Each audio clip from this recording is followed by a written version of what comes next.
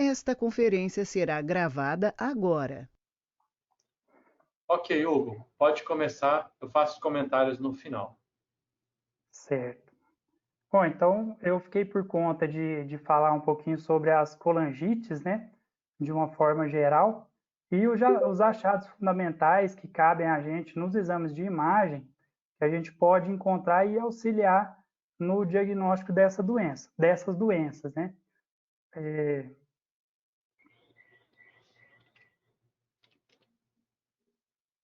o, ah, Para a gente ter uma ideia da aula, eu coloquei esse quadro inicial, porque quando a gente fala colangite, não tem só a colangite aguda que a gente está habituado a ver no hospital. Eu vou falar mais detalhadamente sobre essas três primeiras, que é a colangite esclerosante primária, a colangite biliar primária, também conhecida como cirrose biliar, e a colangite aguda. E mais no final da aula, eu vou dar uma pincelada sobre algumas outras colangites que têm uma epidemiologia mais específica, são colangites mais raras do que essas três primeiras. Então, iniciando a parte da colangite esclerosante primária, ela é uma doença autoimune, de característica inflamatória, que de etiologia até então desconhecida. Acredita-se que ela possa ter um gatilho aí infeccioso que vai desencadear um processo autoimune, mas ainda não se tem isso bem estabelecido.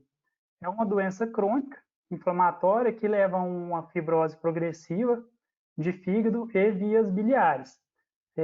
Num curso mais avançado da doença, ela vai cursar aí com uma colestase crônica, alguns pontos de estenose que são típicos nos exames, que eu vou mostrar mais para frente, e uma porcentagem significativa aí dos pacientes, cerca de 10 a 30%, pode desenvolver a cirrose como uma manifestação tardia da doença, a cirrose hepática.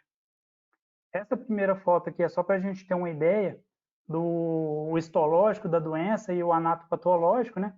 No corte histológico está mostrando o estreitamento do ducto biliar pelo processo fibrótico ao redor dele, com a presença de várias células inflamatórias.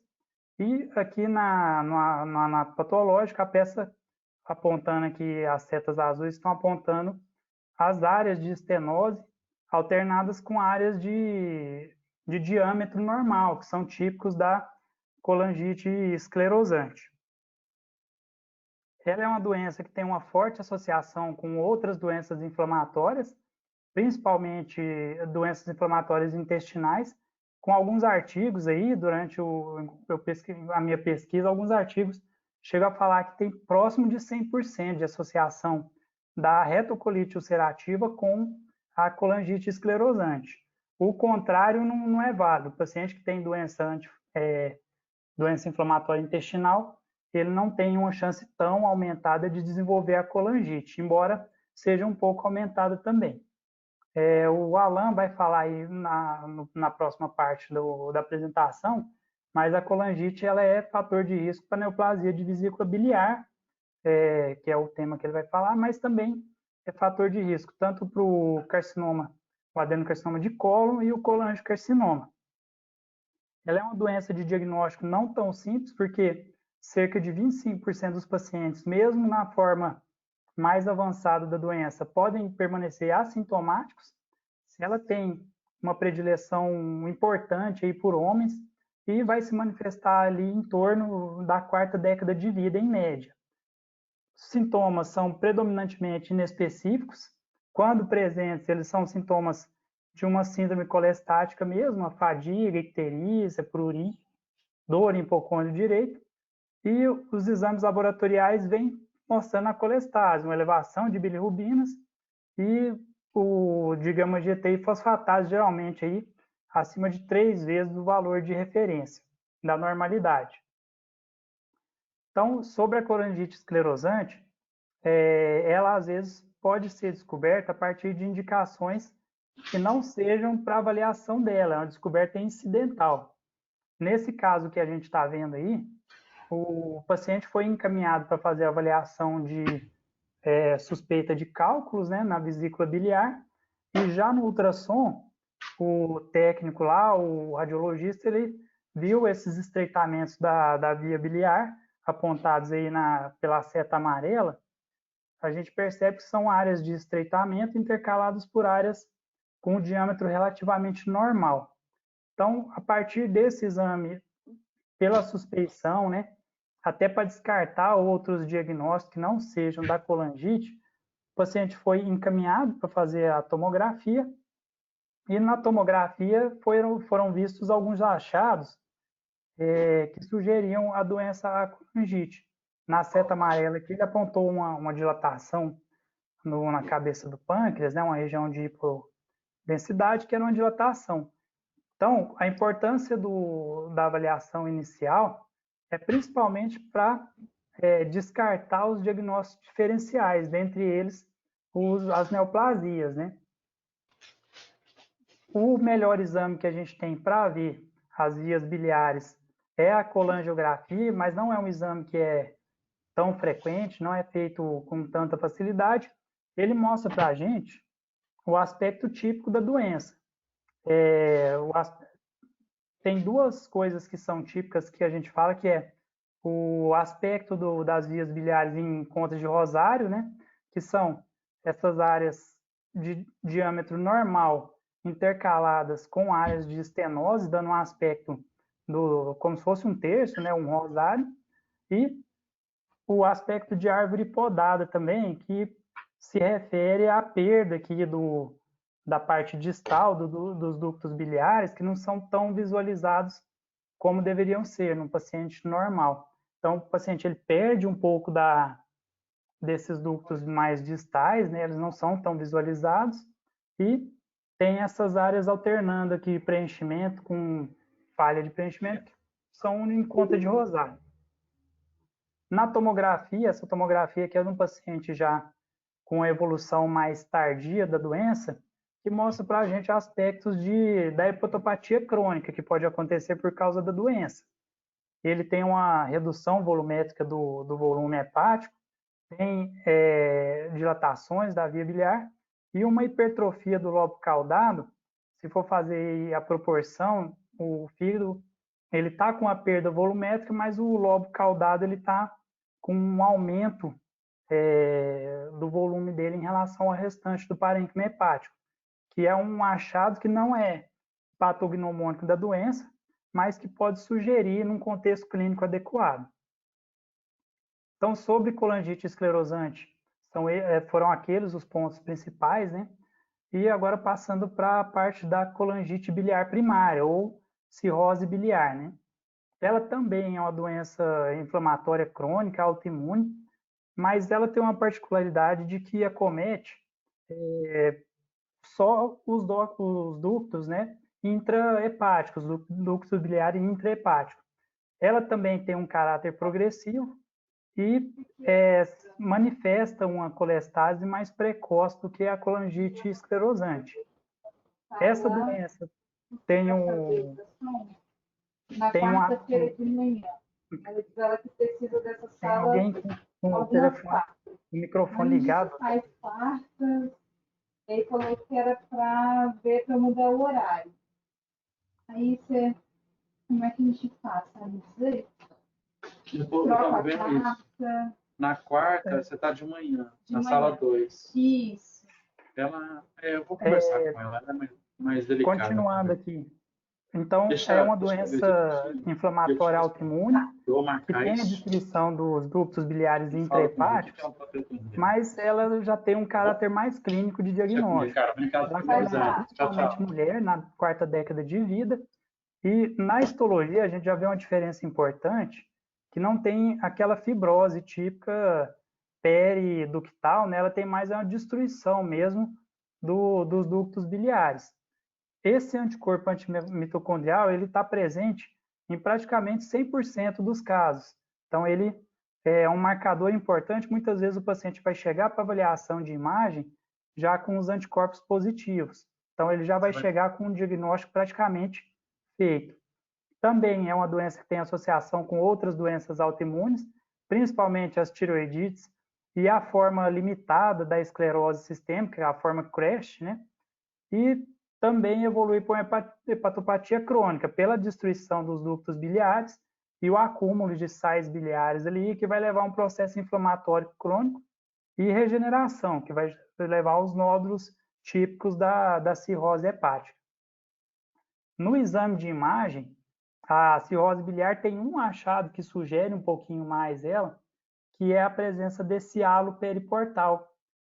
O halo periportal ele é um halo de hipossinal em volta do parênquima, né, em volta do ramo portal, que não tem efeito de massa, que não parece uma neoplasia. Paciente com suspeita clínica, às vezes se o anticorpo, que é altamente sensível e específico, vier negativo, esse pode ser um achado que auxilia a gente no diagnóstico de uma cirrose biliar primária, então. Nessa imagem aqui é um corte em T1, teve a supressão de gordura, né? E mostrou aqui esse halo periportal, que é essa área de hipointensidade rodeando o ramo portal. Então, para fechar essas duas colangites mais de caráter crônico e inflamatório, tem um algoritmo de diagnóstico delas que é aceito amplamente, e nele a gente consegue ver bem, eu circulei, a função do radiologista num diagnóstico mais complicado. Então, paciente, para todo caso de patologia abdominal, de etiologia meio obscura, a gente parte inicialmente de um ultrassom de abdômen, que pode ou não ver os ductos biliares dilatados, né? E a partir da avaliação dele, a gente tem várias possibilidades. No caso de uma lesão focal, o paciente pode ser submetido a uma ressonância, né, uma colangiopancreatografia por ressonância, que vai mostrar ou não as estenoses, que já vai ajudar a gente no diagnóstico de uma colangite esclerosante primária, ou pode partir direto para ressonância, também de tomografia, para diferenciar essas colangites de um processo neoplásico hepático, seja ele primário ou secundário. Então, nos casos em que há dúvida, o exame bem aplicado ele ajuda bastante no diagnóstico. Já no caso da cirrose biliar primária, ela é uma doença com diagnóstico mais clínico. Geralmente o paciente tem esse anticorpo antimitocôndria positivo e ele vindo positivo já praticamente se encerra o diagnóstico da cirrose biliar e o diagnóstico definitivo vai ser feito por meio de uma biópsia.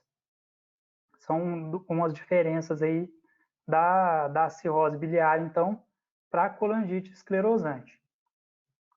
Agora falando sobre a colangite, que é a mais comum do nosso meio, que é a colangite aguda infecciosa, né? Ou colangite ascendente. Ela é a colangite que é causada geralmente por uma infecção do trato biliar decorrente de algum fator obstrutivo. E, em geral, mais de 80% das obstruções são por conta de cálculo no coledo.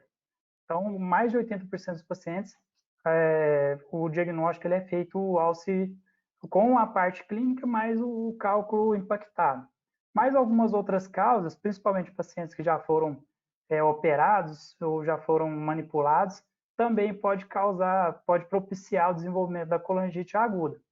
Como ela tem a via ascendente de contaminação, a bactéria mais comum que tem causando processo infeccioso são as bactérias que são comuns no nosso intestino. Destaque para a E. coli, que é a principal causadora. Ela tem alguns fatores de risco para o desenvolvimento da colangite infecciosa, né? Principalmente a idade avançada, a manipulação prévia de vias biliares, e clinicamente ela tem o diagnóstico clássico pela tríade de Charcot. O paciente tem febre, icterícia, dor em hipocôndrio direito, a especificidade dessa tríade é muito grande. O problema dela é que ela está presente em poucos pacientes, cerca de 25, 26% dos pacientes. Então, 75% dos pacientes têm colangite e não manifestam com essa tríade. E, como é uma doença grave, ela pode evoluir, e quando o paciente começa a apresentar o choque mais a confusão mental, a gente fala que ele desenvolveu a pêntade de Reynolds, que é uma alta mortalidade. O paciente, a chance de óbito dele aumenta bastante. Nesse quadrinho aí, tem algumas causas da colangite aguda, né? Então, a gente vê que a principal é a coledocolitise, mas tem algumas outras causas também, manipulação pós-operatória, estenose, compressão extrínseca, algum processo de drenagem da via biliar anterior, todos eles podem contribuir para a obstrução da via e o desenvolvimento da colangite aguda. Para a colangite aguda, para separar bem os achados de cada exame, eu separei eles e vou iniciar falando do ultrassom. O ultrassom, como a gente viu, ele é o primeiro exame a ser feito porque ele tem um baixo custo, uma disponibilidade ampla e é um exame não invasivo. A partir dele, a gente já consegue identificar algumas causas da colangite, né? Não consegue fazer o diagnóstico da doença, mas consegue ver o que está causando ela. Igual nessa figura aí que eu coloquei, na figura A, ultrassom no paciente, mostrando um cálculo impactado na via biliar. Na figura B, mostrando um tumor comprimindo o ducto biliar, que favoreceu os dois pacientes a desenvolver um quadro de colangite aguda. De limitação do ultrassom, a gente tem a experiência da pessoa que está operando o aparelho. Geralmente são pacientes que podem ter algum fator de dificuldade do exame, né? E as próprias condições clínicas do paciente. O paciente tem que ter um preparo mínimo para que o exame tenha uma confiabilidade boa. E uma limitação que eu coloco também, que eu vi nos artigos, é que a sensibilidade do exame é baixa para identificar as causas. O que significa? Às vezes, se o exame vier normal, a chance de ele ter algum desses fatores que desencadeia a colangite é grande. Ele pode ser um falso normal, falso negativo. Mas se o médico viu no exame a presença dos cálculos ou da dilatação, a chance de ele realmente ter esse processo é quase 100%. Então, quando a gente consegue ver no ultrassom, a chance de ele estar presente é praticamente 100%. Quando não consegue ver, não dá para descartar a doença. E aí a gente tem que prosseguir a investigação. A tomografia já é um exame que não depende tanto das condições do paciente, o paciente só tem que estar estável, né, ter condições de fazer o exame, e tem a vantagem de que ela pode mostrar para a gente algumas complicações da colangite, entre elas os abscessos, as dilatações maiores de via biliar. Mostra também as obstruções num campo de visão maior e as estenoses de via biliar também, que são os pontos onde pode estar ocorrendo o impedimento, né, da drenagem das vias biliares. A única desvantagem da tomografia é que ela não tem uma sensibilidade boa para cálculos não calcificados. Então, se não for um cálculo com conteúdo de cálcio, ela pode não identificar diretamente o cálculo. Aqui na figura que eu coloquei aqui, são duas tomos, né? Mostrando a presença de duas formações mais hiperdensas, que são os cálculos. Então, ele conseguiu mostrar melhor para a gente o que o ultrassom não tinha visto aqui nessa topografia. Aqui é um outro exame de tomografia do paciente acima, a figura A e B, são de paciente que desenvolveu uma colangite aguda, e a figura C e D é de um paciente que previamente saudável. Foi feito os dois cortes na janela que a gente usa habitualmente, depois foi adaptado para uma janela mais restrita, para ver as diferenças da perfusão do parênquima no paciente que tem a colangite aguda. Então, aqui é a tomografia com contraste, na figura A aqui, na janela habitual de abdômen, mostrando aí um realce precoce pelo contraste de uma forma mais heterogênea do fígado, que não é tão diferente da figura C, que é o paciente previamente saudável. A gente vê que tem diferença, mas não é tão evidente quando tem a mudança da janela do corte. Então, fazendo a mudança do corte, dá para ver melhor esse realce precoce do paciente com a colangite aguda de um paciente com um paciente previamente saudável. Esse é um fator, é um recurso importante que a gente tem porque os achados da colangite eles não são patognomônicos da doença, né? Então, essa janela auxiliar pode já fazer a gente pensar no diagnóstico da colangite aguda. Aqui é o mesmo paciente que fez uma tomografia e não tinha a colangite aguda, e ele depois que desenvolveu a colangite aguda. No corte sem contraste, não dá para ver muita diferença além da dilatação dos ductos biliares. E aqui na fase precoce, o paciente, quando ele desenvolveu a colangite aguda, as setas mostram para a gente o realce precoce heterogêneo do parênquima hepático. E já numa fase tardia, esse realce ele é perdido, então não se tem essa diferença, essa heterogeneidade da fase precoce. A ressonância vai ficar um pouco mais restrita na investigação desse caso. Em caso de dúvida do ultrassom ou da tomografia, ela tem a vantagem de ser o exame mais sensível e específico para a detecção da colangite e das causas dela, né? Tem a desvantagem de ter um alto custo e não ter uma disponibilidade tão ampla quanto os outros exames. Os achados dela são semelhantes aos da tomografia. Aqui a gente tem uma ressonância do abdômen mostrando uma sequência em T1 com a supressão da gordura na fase pós-contraste, mostrando já uma complicação da colangite, que é o abscesso. Aqui a seta está apontando para a gente um abscesso colangiolítico, que é uma complicação do processo infeccioso. Hugo, você já passou 4 minutos do seu prazo, tá bom? Ah, certo. Então, só para fechar aqui, a colangite aguda bacteriana, então vai ser um diagnóstico clínico, na maioria das vezes a imagem vai estar normal, quando tiver alterações, vão ser essas que a gente destacou aí, com destaque para o realce heterogêneo, tanto na tomo quanto na ressonância. E os abscessos ou os microabscessos são complicações que a gente pode ver nos exames. Aqui na direita a gente tem alguns critérios diagnósticos, só para mostrar que a imagem sozinha não é diagnóstico da doença. A clínica sozinha já a imagem tem que estar associada ou com a colestase ou com evidências de processo inflamatório.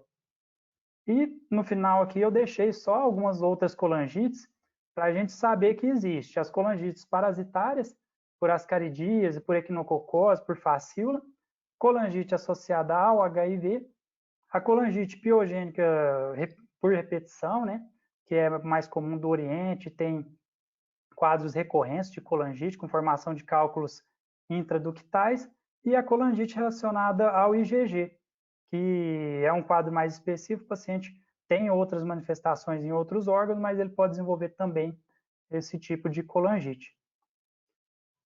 E é a bibliografia.